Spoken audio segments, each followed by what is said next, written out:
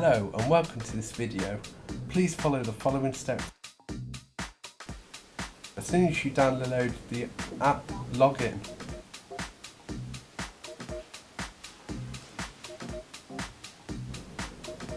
Then press connect on the app and then hold the button until it starts flashing.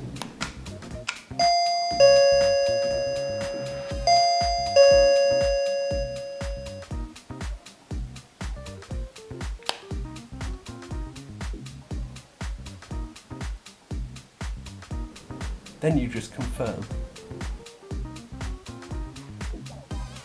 Now it's time to select your Wi-Fi and put in your Wi-Fi password.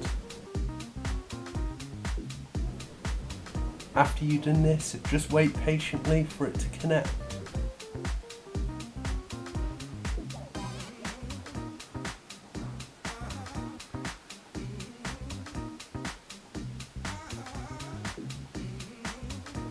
It will pop up with a notification to say bind successful.